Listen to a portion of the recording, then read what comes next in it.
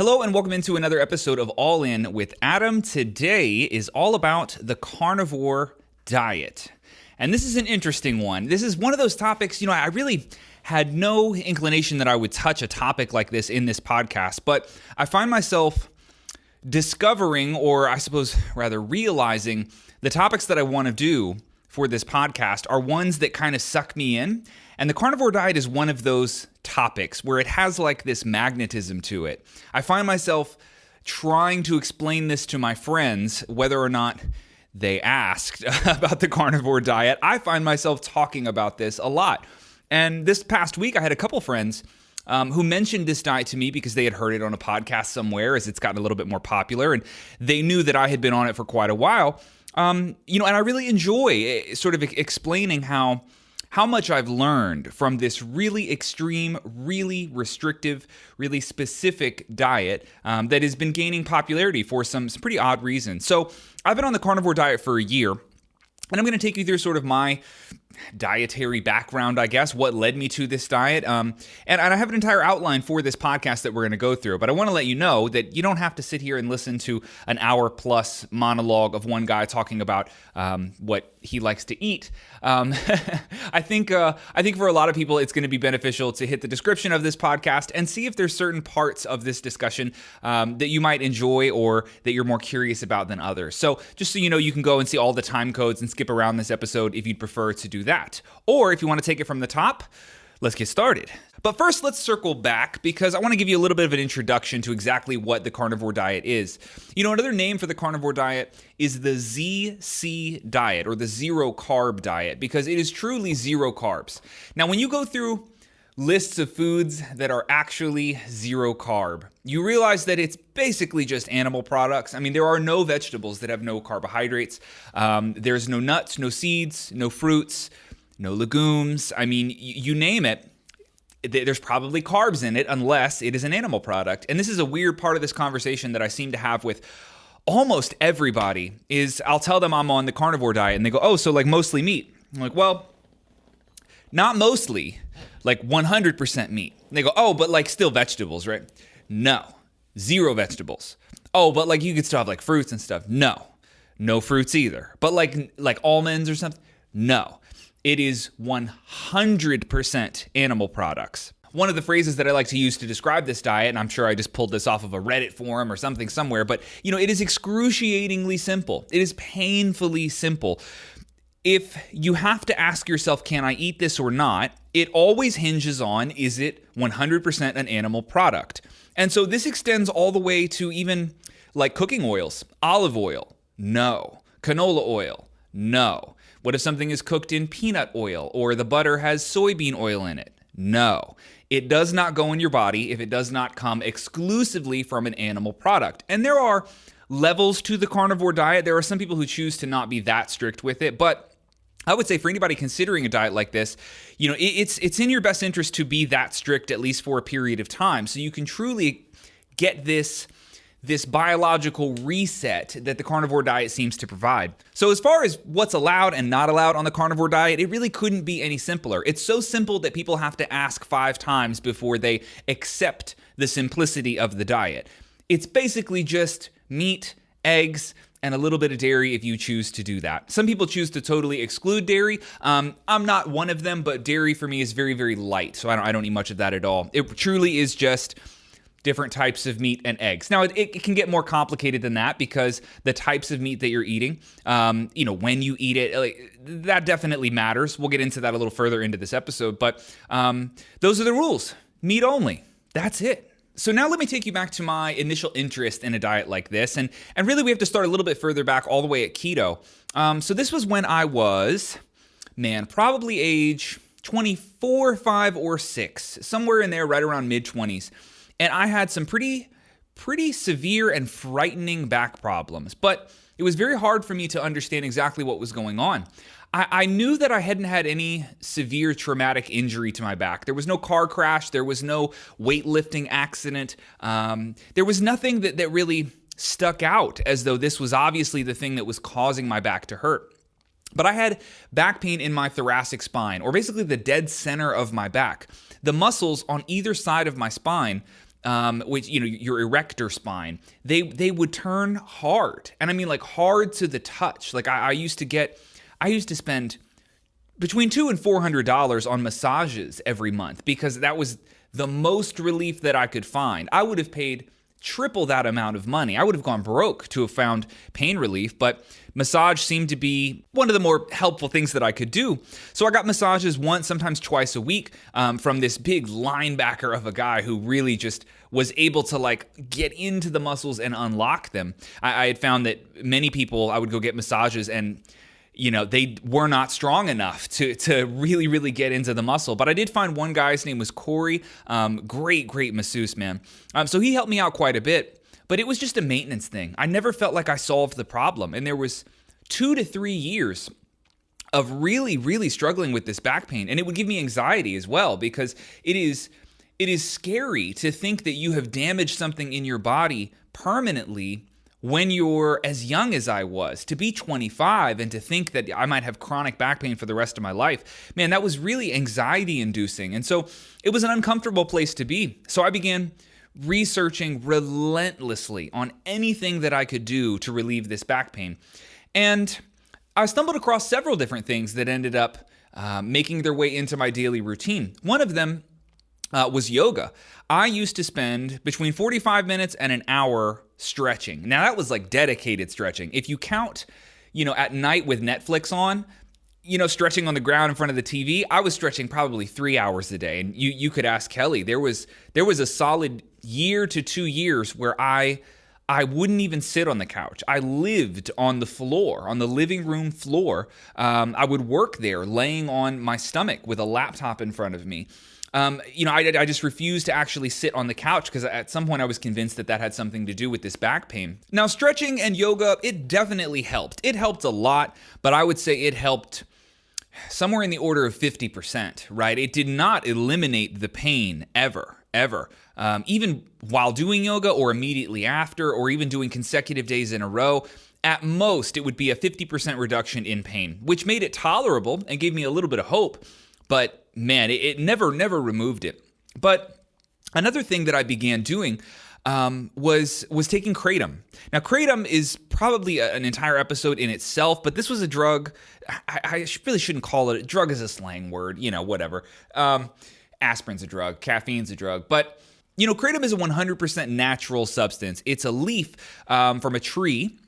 And you effectively grind it up into powder, and you can either eat that powder, put it into small capsules, or just take a spoonful of it, or you can brew a tea with that powder and make like a Kratom tea. And its effects are very similar to opiates. It feels like, I would say, like 2 milligrams of OxyContin. That's what it feels like. It's just like you're barely on opiates. Now, what's really cool about Kratom is that it has this threshold where if you continually take more and more of it, the effects become unpleasant. You actually get really nauseous. You feel really uncomfortable. For me, it would give me anxiety. So it's sort of self-regulatory in a way. Like you're only going to take so much Kratom in a day because beyond a certain threshold is discomfort. It doesn't actually help. So it is most effective in low doses, which is a really nice part about that particular drug. So I would brew Kratom tea, I would make the capsules, and I would take the spoonfuls of the powder. It does have sort of an energizing effect, somewhere in the ballpark of coffee, but a little bit stronger. And it really helped me out, man. That Kratom, that substance kept me moving for 2 to 3 years when I don't know that I would be able to have done very much without it. I mean, it was that much of a lifesaver. I used to call it my daily driver for a very long time. Nicotine, caffeine, and Kratom. For a while, I actually didn't even do caffeine, no coffee. I just did purely Kratom. But after a while, I began wrestling with this idea that this wasn't sustainable. I can't just take Kratom every single day for the rest of my life. And it also began to give me some GI issues. Similar to opiates, long-term use can lead to constipation. And in 2015-16, that's definitely what I was dealing with.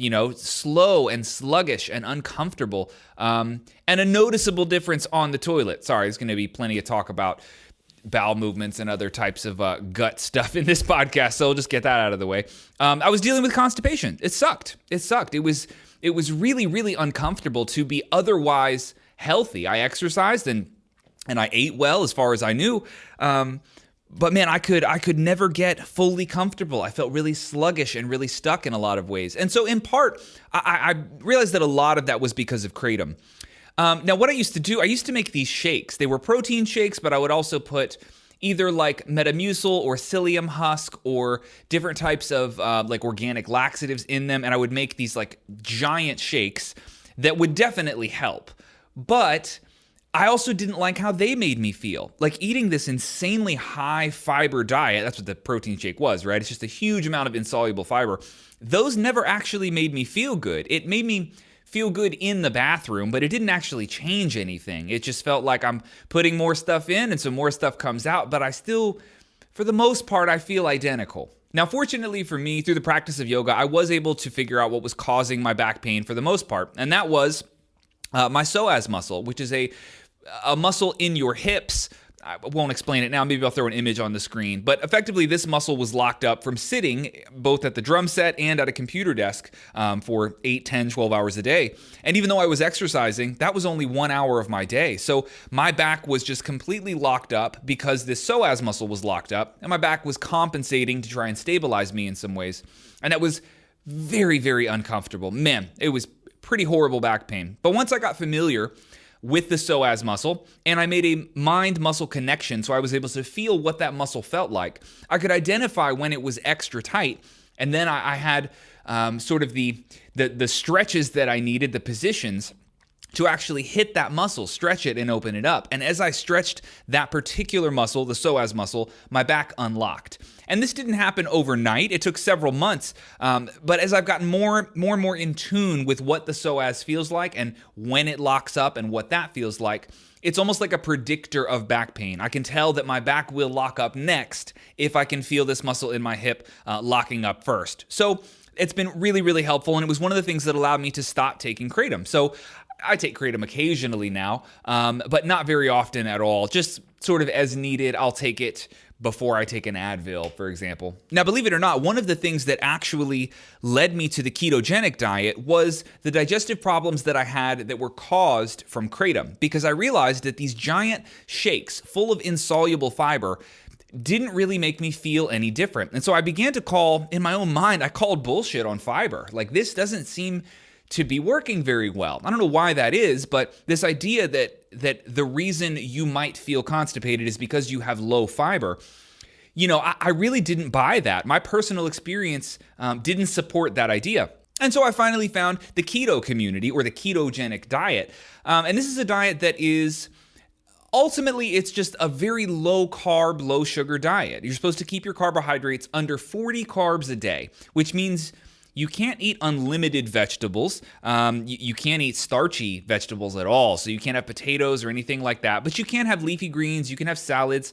And it's virtually no sugar, at least such a low amount that you stay in ketosis, which is a state that you can get in. Now, the state of ketosis is basically that your body is no longer looking for carbohydrates and sugars or glucose. Your body is actually looking for fats. So the keto diet is a fat-based diet, and I went on this diet sort of on the premise that this might be better for my digestion. And it was. It definitely helped a lot.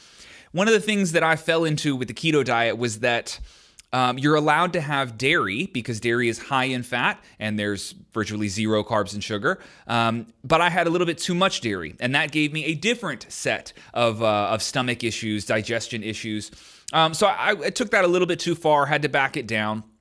But I stayed on keto for 2 to 3 years. So I was making meals like egg salad was a really big one. Egg salad with like walnuts in it. I eat that all the time. Bacon and eggs and sausage was huge. You could have stuffed peppers, so I'd make jalapenos with cream cheese in them, wrapped in bacon.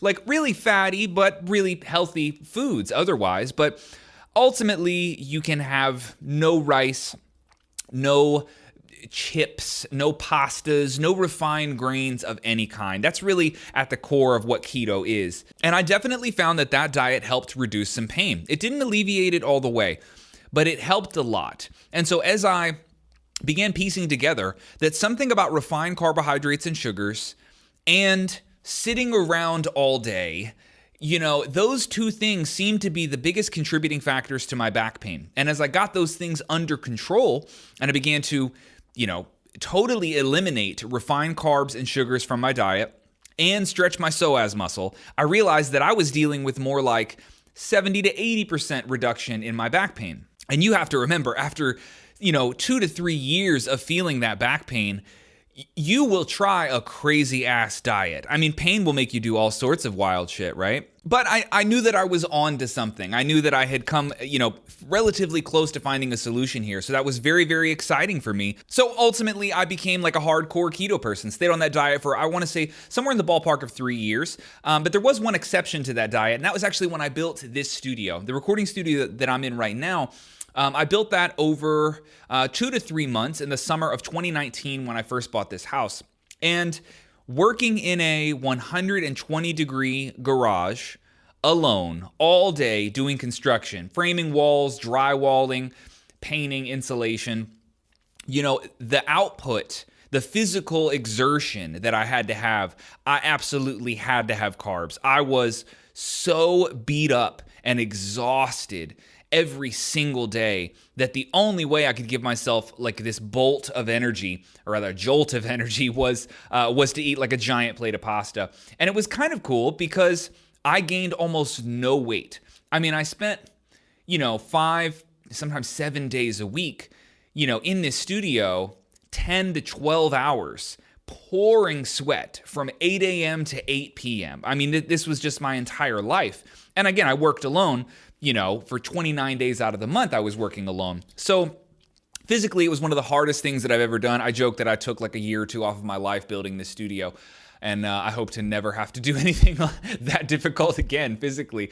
But, keto didn't work for me in that environment. Now, did my back hurt when I started, eating more carbs?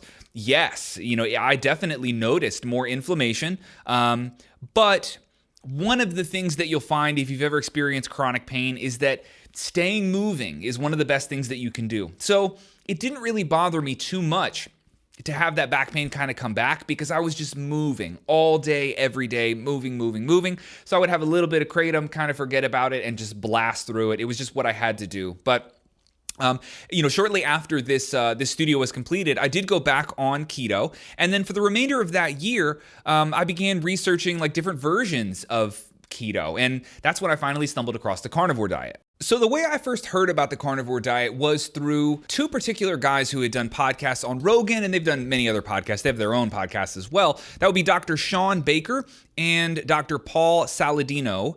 Yes, the guy with salad in his last name is one of the world leading dudes on the carnivore diet, or at least eating more animal products. So in hearing probably a collective total of 10 hours of conversation in podcasts between these two guys, I was very, very interested. They made a lot of excellent points that I had a hard time wrestling with, and I want to give you some of those now, just as sort of these overarching perspectives. I don't want to call them philosophies because I'm not married to these ideas, but they are certainly interesting ideas that I think everybody should wrestle with, at least if you have a certain amount of interest in nutrition. So one of the big selling points initially for me was this idea that if you survey the plant kingdom, all the plants in the entire world, we eat under 1% of them. 99% of them are either poison, totally undigestible, or otherwise not nutritious. If I just drop you in the forest somewhere, more than likely anything that you see around you, anything that you just grab anything, that's more than likely poison, right? So even though we think, we go to the grocery store and see this huge array of colorful fruits and vegetables, you have to remember that we have hand-selected the ones that we're able to eat and digest and that have certain nutrients in them. But a huge majority of the plant kingdom is totally inedible. And when I say majority, I mean 99+% of shit out in the woods will kill you. You just can't eat that stuff. But when we survey the animal kingdom, there are less than 1% of animals that your body does not already know how to digest. You can eat 99% of animals that are in the world. And, you don't have to like that for it to be true, It doesn't mean that you have to eat animal products to be healthy, but it's an observable fact about the world that we live in. We can eat a majority of the animals that are here. Our body knows what to do with them, but we cannot eat a majority of the plants that are here. They're either poison or our body has no idea what to do with them. So that was a major selling point for me. Philosophically, I had to wrestle with that one. It's a tough one to wrap your mind around. Another huge selling point for me was this idea of calling bullshit on fiber. And this was something that Dr. Sean Baker and Paul Saladino have both elaborated on quite a bit. I'm not going to get all bro science on you here and tell you that I'm an expert on these topics, but hopefully my year of experience can give me a little bit of credibility here. But this idea that fiber cleans out the pipes, so to speak, that eating something that is by definition indigestible, right? Because that's what insoluble fiber is. It cannot be digested by your body. The idea that eating things that your body doesn't know what to do with, that it will move through you and sort of scrape clean your intestines or your colon in some way, I no longer believe that in any capacity. I think the idea, as it was articulated by Dr. Paul Saladino, is that if the pipes are broken, if they're not moving things through them correctly, adding more shit into the pipe doesn't do anything to solve the problem. And really, you can think about that in like a plumbing analogy. If the sink is clogged, putting a bunch of shit down the sink is not the right way to clean out the sink, right? There's another problem that has to be solved. It's not just piling stuff on and expecting it to all just move through. At least that's just not how it seems to work. And there is this overarching idea here with fiber, not just fibrous foods, but take any food that your body does not digest. So here's a great example, corn. Do you know why you can see it in the toilet? It's because your body doesn't want that. Or at least it doesn't have any idea what to do with it. It is totally non-digestible. Any food that you can see in the toilet, if it looks relatively the same, it's because it had a low bioavailability. It means your body was unable to take anything from this, and so it passes through your body undigested. And I have slowly begun to believe this idea that if my body doesn't know what to do with it, and it's merely passing through, then maybe I shouldn't be putting it in there to begin with. Now, meat, on the other hand, especially, really, let's just use egg whites as an example. Egg whites have a bioavailability of over 99%, meaning your body absorbs almost every single molecule of this protein. And to be honest, this is one of the weird things that happens on the carnivore diet, is that you don't solve the GI problems, the problems of constipation. You don't solve them by shitting more. You solve them by not shitting at all. And I don't mean at all, but like 80% less. I mean, you'll go sometimes 24 hours without going. And it's not that you feel like you have to. It just, the feeling never even comes up.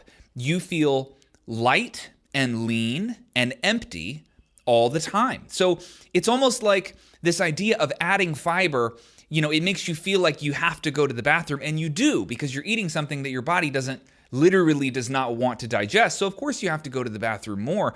But it was sort of this roundabout way of looking at the problem, in that, well, what if you just didn't have to go that much, because your body absorbs a very large majority of the nutrients that are in this food. And this is the case with foods like egg whites. It's got a 99% bioavailability. So your body knows what to do with it. It absorbs most of it. And the end result of that is that you really just don't have to shit that much. So this argument of the fiber fantasy or the fiber myth, and this idea that we shouldn't be putting foods in our body that our body is telling us it does not want to digest at all, that idea combined with the high bioavailability of meat and eggs sort of lays the groundwork for this new idea, and that is that you really don't need to shit that often. It's just not something that has to happen, twice a day, which is how we're kind of told in the Western world that, once or twice a day for men is healthy. I don't believe that anymore. So anyway, early on, these are some of the things that I found very interesting. I found these to be compelling arguments, and so they led me to eventually try this diet. Now, there are two other points that I want to give you, and maybe they're not points as much as they are positions or perspectives that one could have on this idea of eating only animal products. So of these last two, the first one is this idea of what you would have eaten historically pre-agriculture.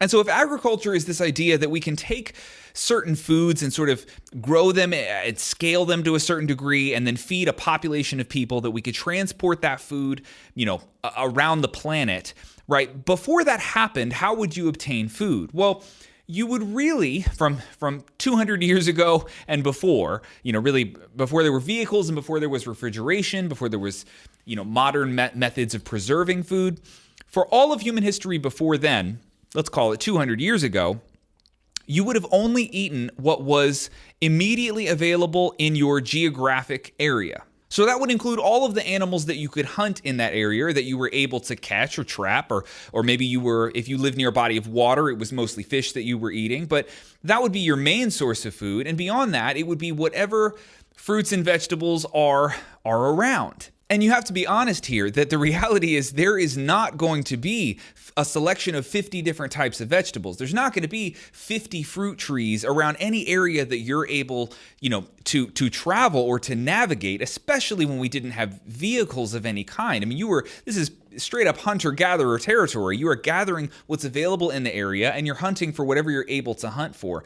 But the point here is that whatever combination of fruits and vegetables and meats you were eating, more than likely, it wasn't a large amount of those things. Your diet likely consisted of 5, 6, 7, 8 foods, and that was it. Maybe your entire life was actually that way. And so part of the philosophy of having this ultra simplified diet, which you don't necessarily have to be on carnivore, to adhere to, but part of the philosophy is that when we reduce the amounts of food that we eat, that what we do is we simplify our gut biome by asking our body to just not break down foods that are from all over the world. And really, this is unfortunately kind of the Western diet. I mean, how normal is it to have Thai food on Monday, Mexican on Tuesday, Italian on Wednesday? Like that concept is very normalized here. But what you're actually doing is asking your body to keep the enzymes in your stomach alive in order to break down fucking everything that the world has to offer. So the argument would be,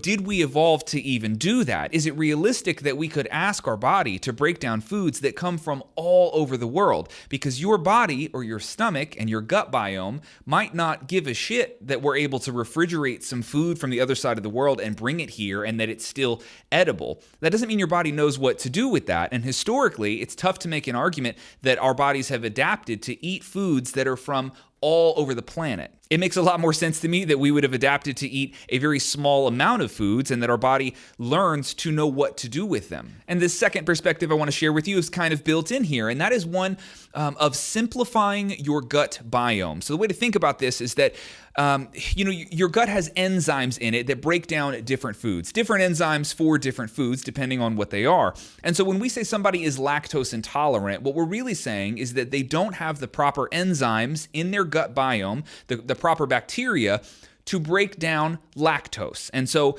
lactose tends to sit in their body and it will cause gas and all sorts of uncomfortable digestive feelings because they don't have the proper enzymes. Now, the way I think about gut bacteria and enzymes is that, each enzyme is there to do a specific task. And whenever you eat something, it is a task for your body. You're asking your body to do a certain thing. And so when we eat this wide variety of foods, we're creating what I perceptualize it this way, like a complex gut biome. The bacteria that's in your stomach has to be, there's a lot of different enzymes. You're requiring your body to break down all sorts of different foods. So you would have like a complex gut biome as opposed to one that is simplified where you're basically asking your body to do a small amount of tasks, like you're eating a small amount of foods. And so you would have like a simpler gut biome. This is about as bro science-y as I'm going to get today. But this is at least like on a conceptual level how I think about it from all the information that I've gathered from listening to podcasts on this topic and the importance of having a healthy gut biome.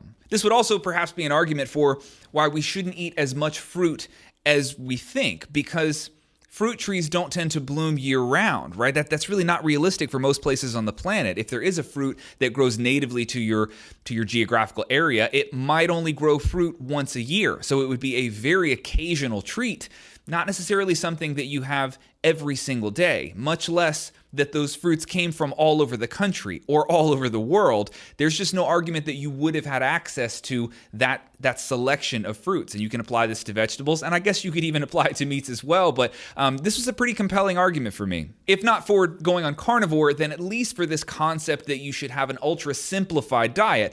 And I know that kind of sucks for anybody that grew up in the US, where we're used to enjoying all sorts of different cultures' food, but it is a reality that I've become pretty comfortable with nowadays. Now, before we move on, there is one other thing that convinced me to look into this diet, and it was sort of rooted in, I'll call it like a rebellious spirit. And it was when I watched the documentary called What the Health, when that came out on Netflix.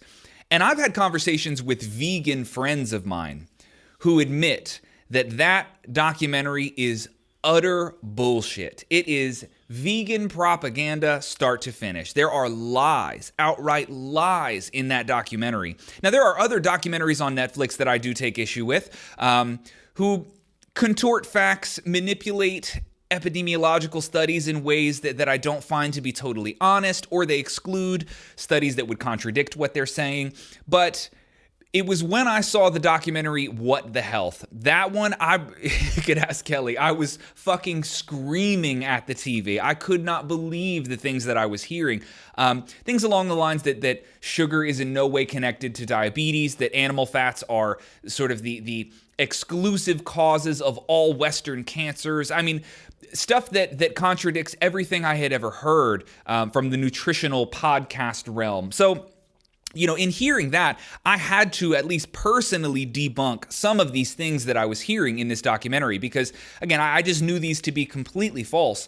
And so in researching, and making an attempt to debunk some of these things that I heard, which I just innately rejected as I heard them in this fucking documentary, I began to stumble across some of these authors and doctors like Paul Saladino and Sean Baker, and then in listening to their works and entertaining some of their arguments and their positions, I became more and more interested in this idea of even excluding fruits and vegetables from your diet. So anyway, these are all of the things that led me to take interest in this diet and ultimately try it on March 1st of 2020. And here we are. Today's St. Patrick's Day. Got my green on. That was an accident, but I'll take it. Here we are, well over a year later and still kicking. So let me take you back to that month of March and walk you through what happens when you first get on this diet because, I'll save you a little bit of time here. The first week or 2 weeks really suck. It's pretty miserable initially. Now, I came from keto, so my body was already accustomed to fat. My body was looking for fat. Fat had been my energy source for quite a while, so I didn't have quite as hard of a transition as some people might have. There are some people whose transition period can be between 2 and 4 weeks. I would say mine was really 6 days. 6 days I was in the same state. From day 1 to day 6 was exactly the same, and I'll describe to you what that was like. Day 1 of eating just meat. Very low energy. I mean, extremely low energy. I could always take a nap. Totally fatigued, mild headache, and just really hard to get going, man. I was just dragging my feet around the house. Even the thought of like washing a dish or making a cup of coffee is just like, ugh.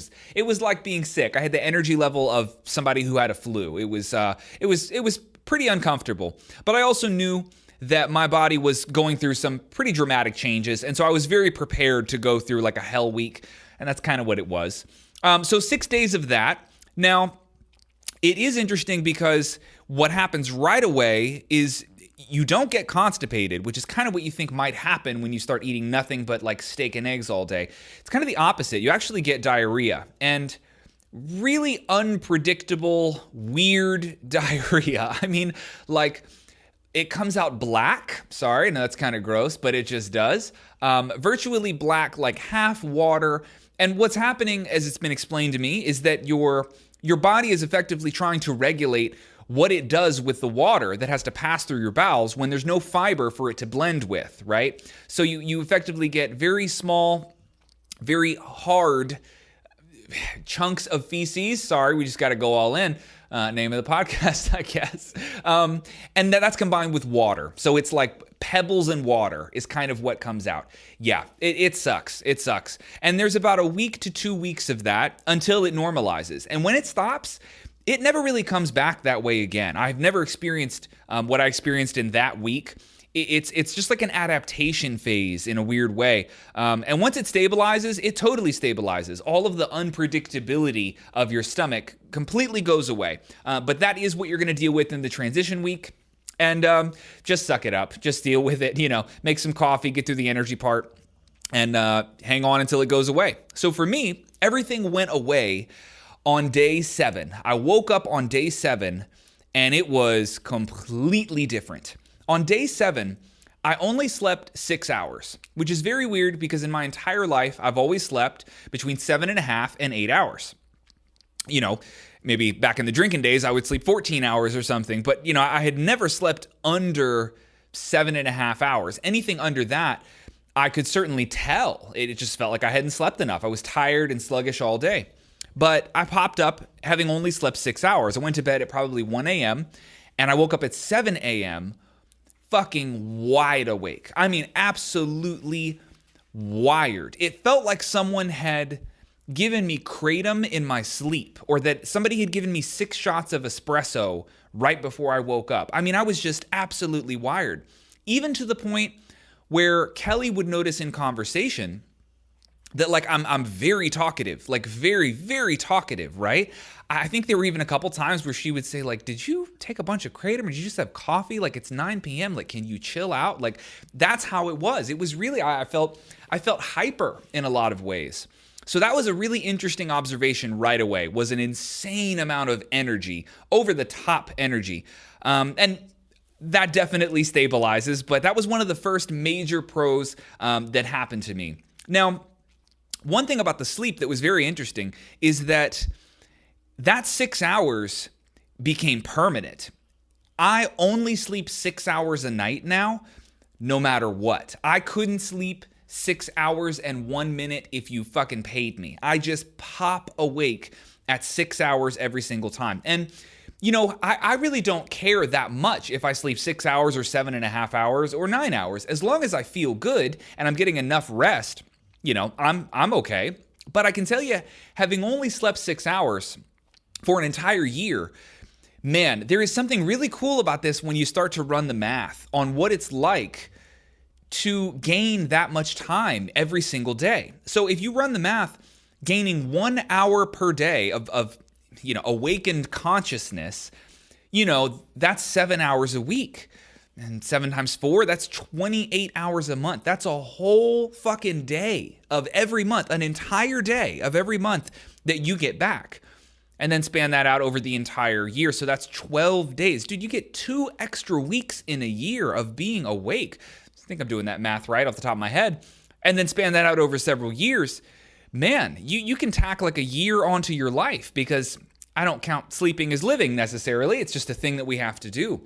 But the idea that I could just shave off an hour and a half every night, I went from not caring about that at all to really loving that. Now it feels like if I do sleep 8 hours, which does happen on occasion, I feel robbed. Man, why did I have to sleep that extra hour and a half? So stupid. I really like getting up after only sleeping 6 hours. It feels like I'm saving a ton of time. And, it allows me to stay up late and get up early. And those are 2 things that I really like doing. I like staying up late. I'm a total night owl. And, I don't have much of a choice. Always had insomnia. But, I like getting up early as well. And it's one of those things where you kind of get best of both worlds if you just don't have to sleep that much, right?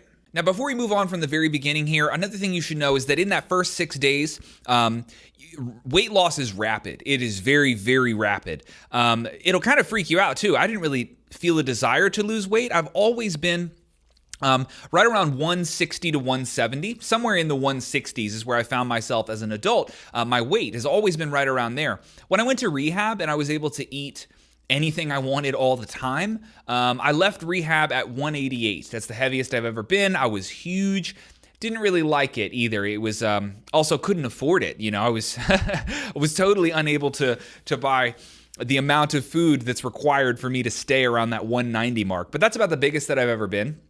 And so I went from probably 165 when I started the carnivore diet. I was 155 within a week's time. I mean, I really dropped weight quickly. And that wasn't my goal. I didn't want to lose weight, but I just did. So if you're somebody who is looking into the carnivore diet for the idea of losing weight, it is unbelievably good at doing that. You will lose some fucking weight, trust me. So that's kind of week one. You lose some weight, you feel really tired, you have crazy diarrhea, and then at some point, if it's anything like my experience, you'll wake up and have this absurd amount of energy, and you won't need to sleep that much. So those are two of the biggest pros, but now let me take you through the rest of them because this list is actually pretty long. Now, in this domain of energy, it's not just that you have a high level of energy, but it's also that there are no dips in your energy at all. There is no lull in the day. And as a matter of fact, the way that you feel when you wake up is exactly how you feel when you go to bed. There's like no difference between the two. Whether it's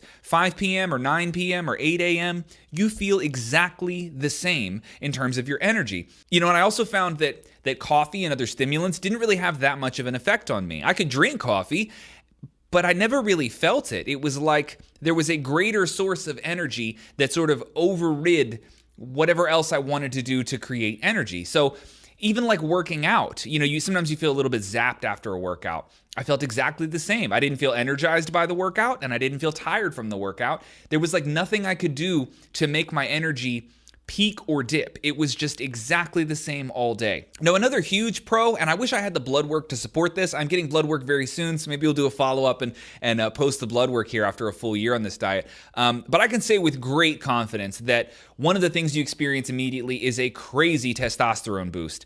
And I say that confidently because of how it feels. It feels very, very unique to have a testosterone boost to the degree that you do on this diet.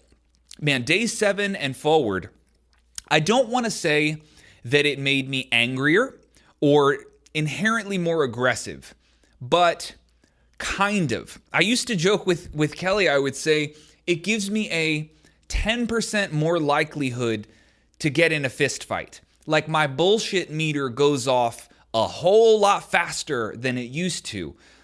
And it doesn't mean that I'm angry, but my level of tolerance for what I would describe as like nonsense, whether in a bullshit conversation with someone or in an email that I'm typing about a problem with maybe the website or something, like in all of these interactions, it was very, very decisive. I was very to the point and sort of unwilling to fuck around a lot more. Scheduling my day was like that. I was aggressive in how I approached my days, how I thought about tasks and getting things done. It was very no nonsense. And it gave me this high level of like order in how I operated things. And I attribute that to the crazy testosterone boost. There was also something that I remember Rogan had said on one of his podcasts about this, that it gives you a few more demons to work out in the gym. And I experienced that for sure. It's not that you have more energy necessarily in the gym or that you're more explosive. It's not that you could measure it in like a physical way, but like your mindset, you are more excited to be aggressive in the gym. Like you're just more likely to have that kind of workout with a higher level of intensity. And I don't really know why. That's just how it felt. And of course, the other thing in the testosterone category would be sex drive. Sex drive definitely went up. Just, sex will cross your mind more often than it would otherwise. That's kind of the best way I would describe it. It's not that it changes the experience of sex necessarily, but your drive to have it certainly goes up.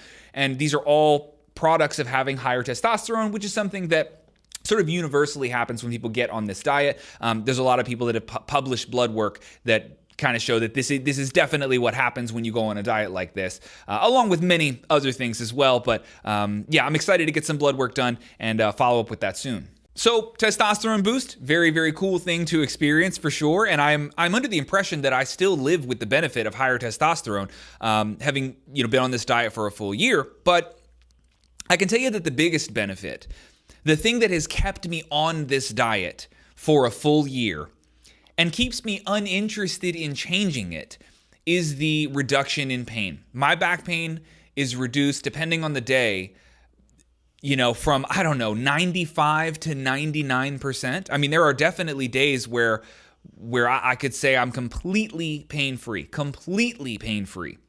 Not every day is like that. I can still feel my back sometimes, especially if I neglect it, if I'm not doing, if I had a day where I'm on the computer for 8 hours and I'm sitting, though normally I stand when I do that. But, days like that, I can always trace it to something where, that's why I can kind of feel my back a little. But for the most part, the reduction in pain has been, 90+% every single day that I've been on this diet.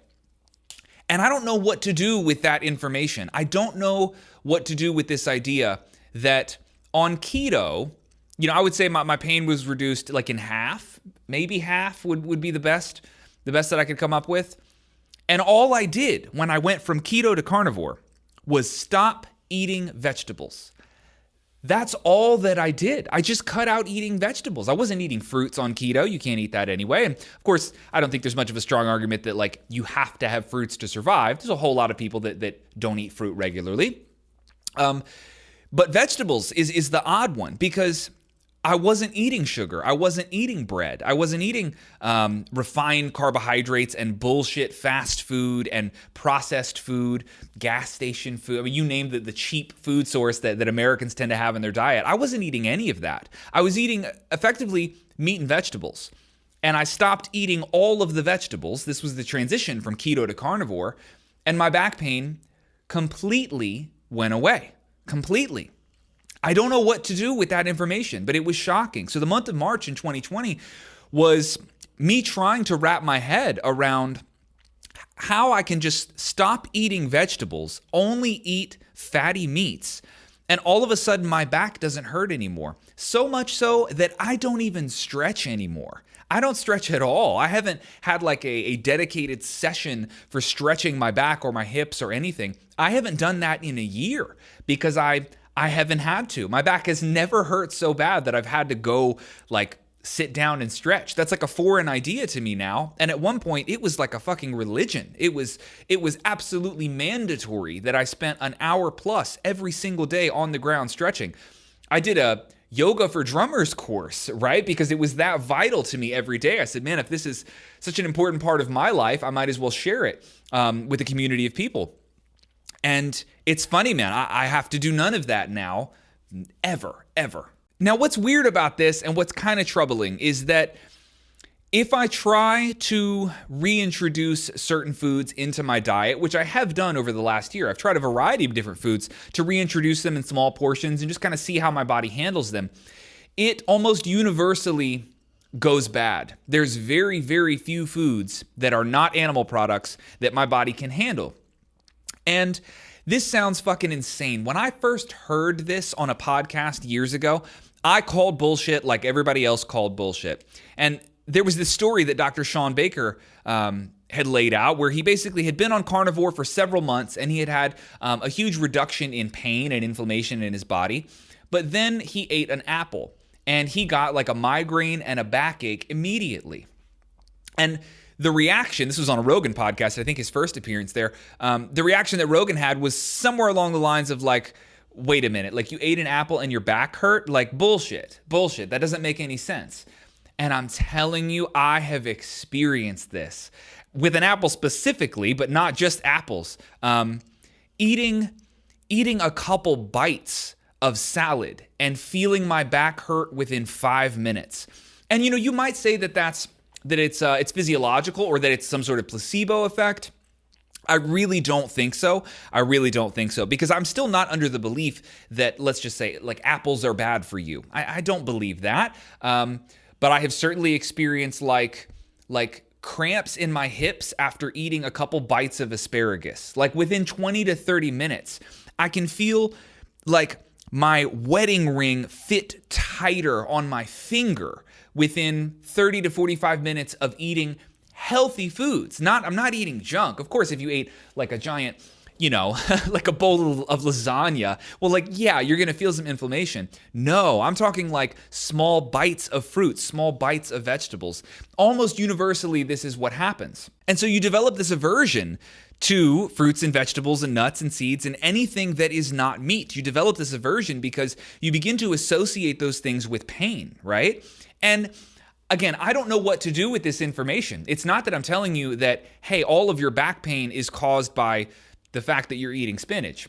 That doesn't seem to make a lot of sense, and I don't have a really strong argument to support that idea, other than the fact that this is what fucking happens to me when I eat spinach. My back hurts. I get a migraine. I feel my body become inflamed, and all of these aches and pains that I've not had to deal with for a year, they just completely return. Now, again, I don't know what to do with this information. I don't know what you should do with this information. It's very hard to make sense of, but it is one of the things, really, it's the main thing that has kept me on this diet for an entire year, is that, going back to other foods comes with pain. It comes with pain. So that sucks. Now, there are some foods that I have had decent luck with. I'll give you some really obscure examples. Like small amounts of berries don't seem to bother me. And when I say small amounts, I mean like 5 blueberries or 2 or 3 raspberries. Don't seem to feel them very much when that happens. Honey is another one that's interesting because honey is just carbs and sugar. But that doesn't seem to bother me either. Like a little squirt of honey and some tea. Oh, really, I don't have tea. I don't know why I said tea, but like, even if I'm just taking like a quick, just squirting a little bit of honey in your mouth. Honey doesn't seem to bother me for some reason. What else?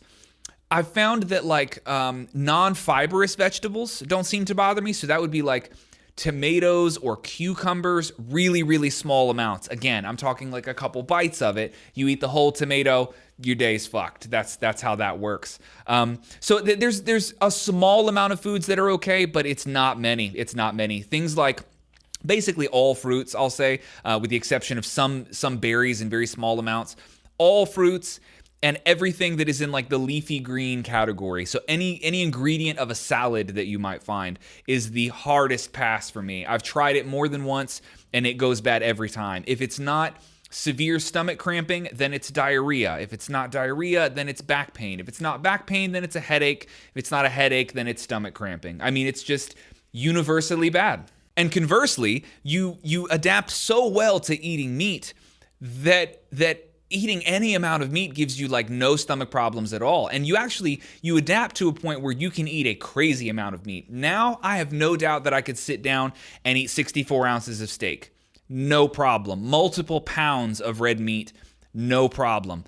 It doesn't start that way, but you get that way because when meat is the only thing that you eat, you end up needing a lot more of it than you're used to because it's not just a portion of the meal, it's the whole meal. So if it's the only thing you're eating, 12 ounces of steak is not enough. A normal sit-down like portion of steak for me for a real meal would be more like 24 to 36 ounces, somewhere in there, which is, for the most part, double what you're going to get at a restaurant. It's like 2 orders of steak, really. One other weird thing in the pro category before we move on to the cons, this is one that has stabilized. It's not as extreme as it used to be, but in the first couple months, I would experience euphoria after eating steak. And I hesitate to tell people this part because it sounds the most like bullshit of anything that I could tell you here.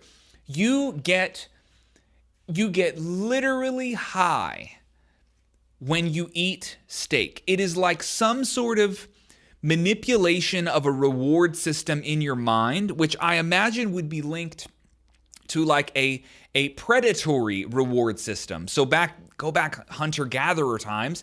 If you had spent a very, very long time in hunger, hunting an animal, when you get that animal, it would make sense that when you finally eat it and consume it, that your body would produce a dopaminergic reward response, right? Like something to let you know that, hey, this is a good thing. Keep doing it. And I'm telling you, it's happened, so many hundreds of times that I feel like I have to include it in this podcast. There are times where I get deeply euphoric, like shortness of breath, tunnel vision, like almost like a cocaine high. It was why I say dopamine is likely involved. It feels kind of like a cocaine high, obviously nowhere near as extreme, but it's like a focused, rushy, enjoyable, euphoric, panicky type of feeling. It feels awesome. It feels fucking awesome. It's like an incredible reward like mechanism that goes off in your mind, and it will last for almost the duration of the meal, 5, 10, or 15 minutes as you're eating.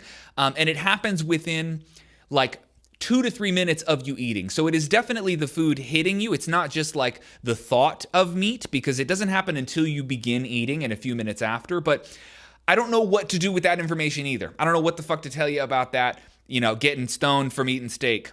I don't know, but I know I've read this online. There's a number of people that have experienced it, and both Joe Hodgen and I, who was on last week's episode, him and I experienced the same thing. And I remember we had a very hesitant conversation about not wanting to sound crazy, but like, hey man, have you felt like, I don't know, like weird after you eat steak? And I'm like, you mean getting stoned, like getting high, like a Coke high off of eating a ribeye? He's like, yup, it's that weird, man. So I don't know what to tell you about that, but it's a real thing.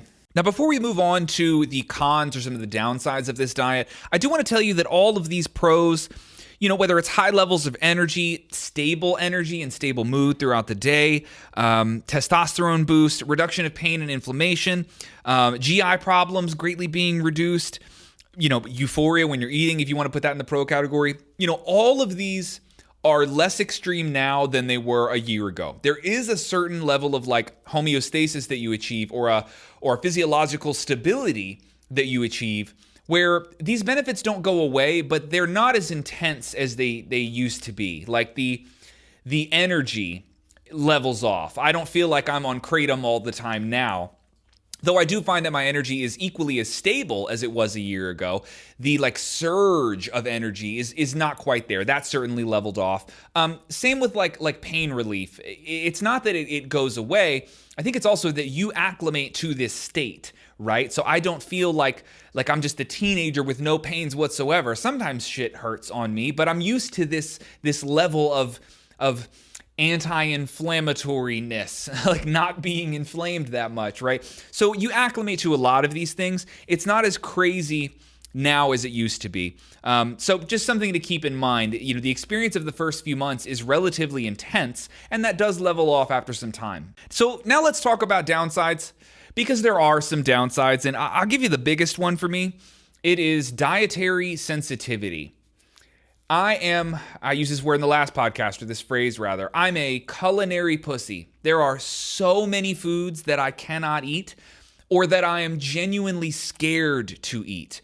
And that sucks. It sucks to be in a nice restaurant and to say, man, I'd love to try a bite of this dessert that maybe Kelly got, or maybe I'm eating with a friend and my friend got, I don't know, a side of this thing or that thing, even if it's just a vegetable or a fruit. I won't take that bite because I am scared. I'm scared that it will ruin me for 2 or 3 days, that I'll have stomach cramps, that I'll leave this restaurant with a headache, that I'm going to spend the next 2 days on the toilet, because that happens more often than not. And so that sucks. It really, really sucks. And this even down to like dips.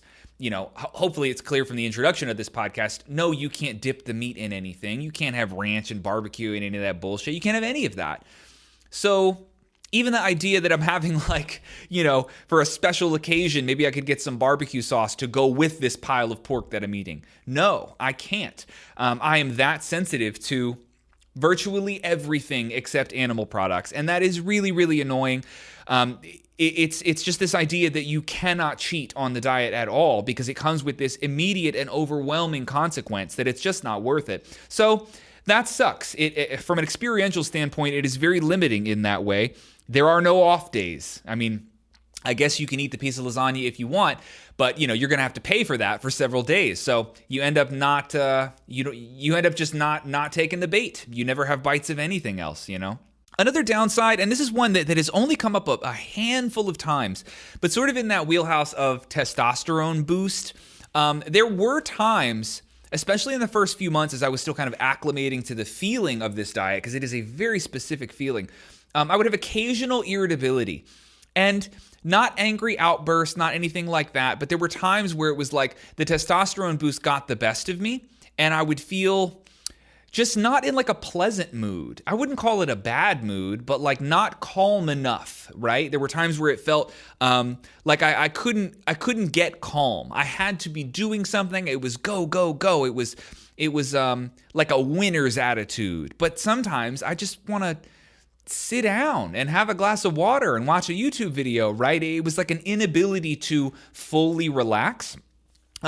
So I would put that in the category of like occasional irritability. But again, that has completely gone away. But it was something that I had to work through over a period of a few months, especially back in the beginning. And I attribute that to, the boost in testosterone. Really, it was just getting used to that. Another huge one, and this is one that's probably more problematic for some people than others. But the social element of this diet. You are really so limited in what you can eat that it does affect your relationships. Kelly has had to get used to me being on this diet because she knows that there are a number of restaurants that I cannot or will not go to. I mean, there are restaurants where everything on the menu is off limits for me. Everything. Or there's this reality that like you can go to a steakhouse. That sounds like ideal for a carnivore. Except that they don't just sell a la carte steaks. Everything, like the price that's built in comes with sides.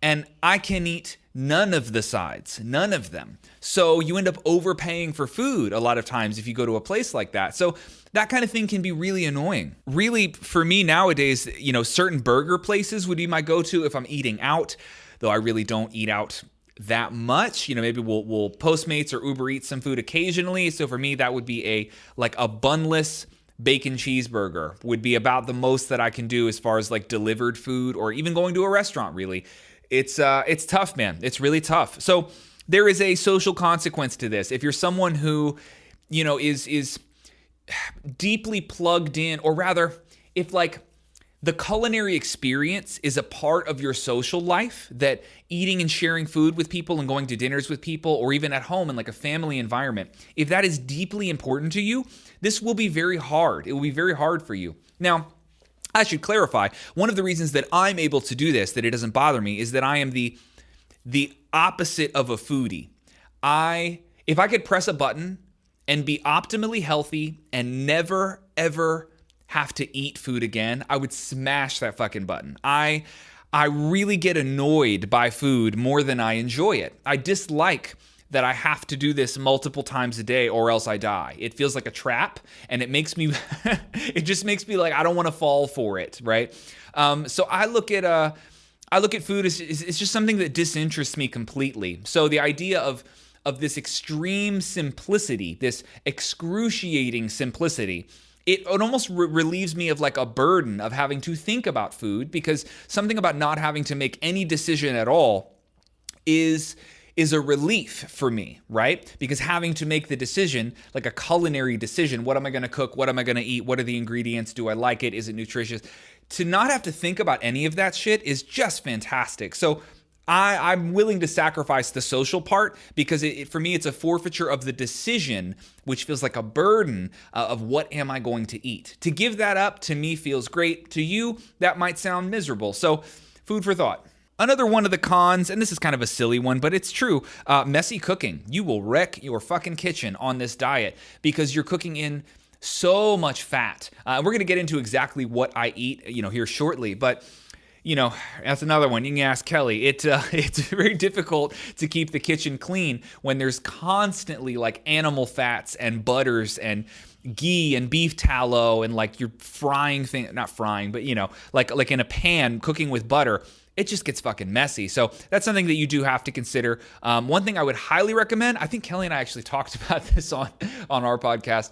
I would definitely recommend it's called the Cusimax. I don't fucking know what the name of it. Like an electric griddle. Get one of those. It will definitely keep your kitchen a lot cleaner. Just get an electric griddle, or get into grilling if you don't mind stepping outside for every meal.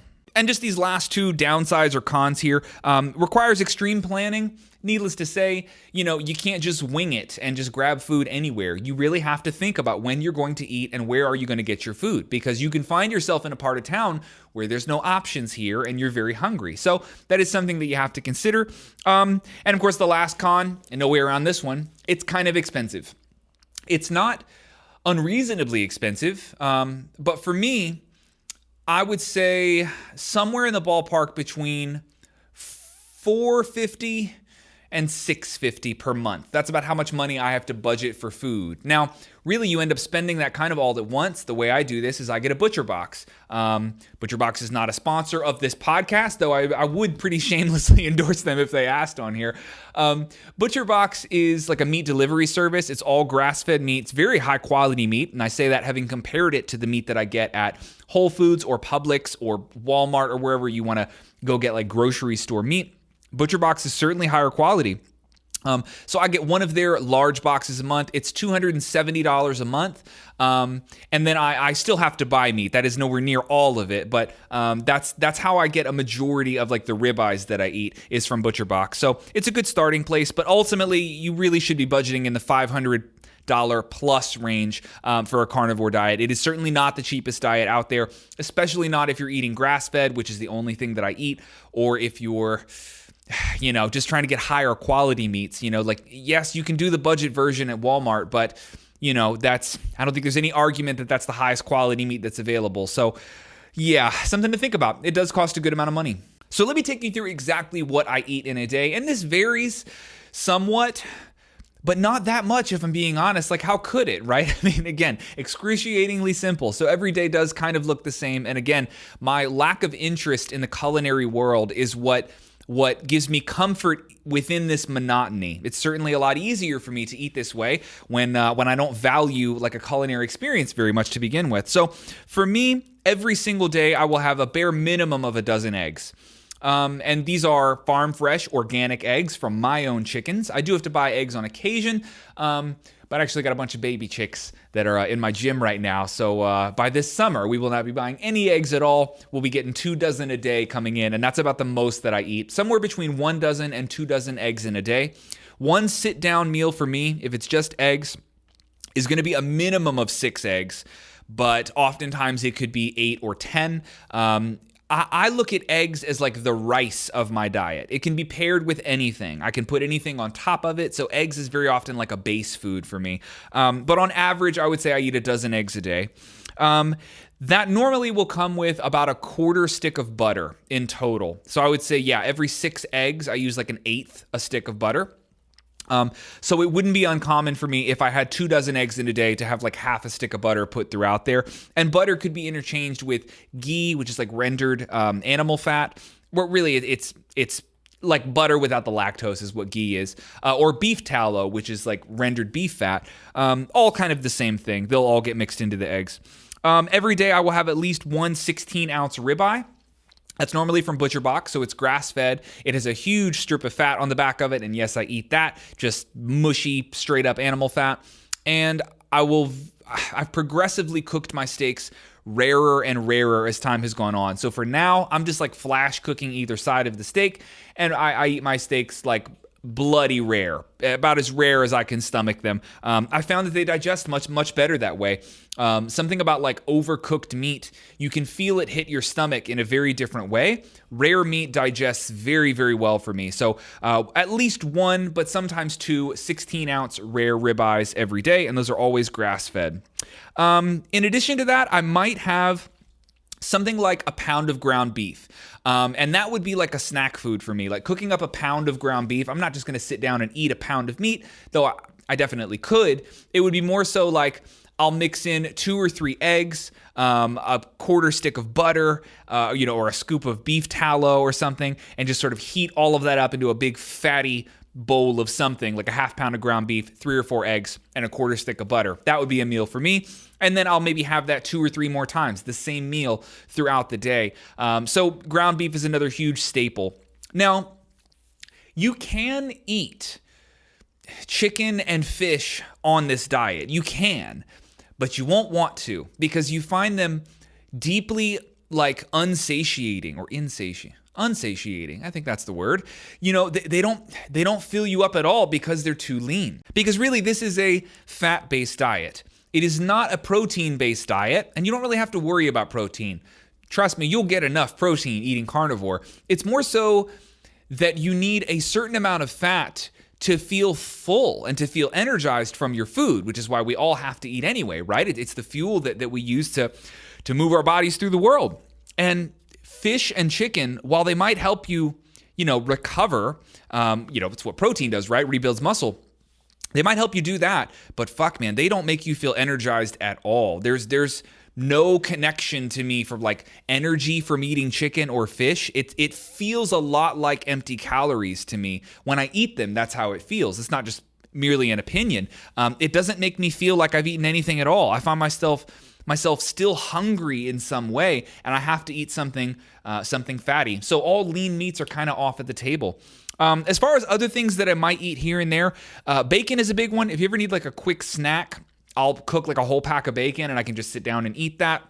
So that would be like 8, 10, or 12 pieces of bacon. I could eat that, no problem. Though I have found that rendered pork fat is a little bit problematic for me. Like if I eat the bacon grease that is cooked off of the bacon, that doesn't sit with my stomach very well. And there are also very specific types of animal fats that don't sit with me very well. One of them being brisket. I don't know why, but if I eat anywhere more than a half pound of brisket, I get like a nausea that comes with that. And that's weirdly kind of common. It's just the type of fat that is in that particular cut of meat.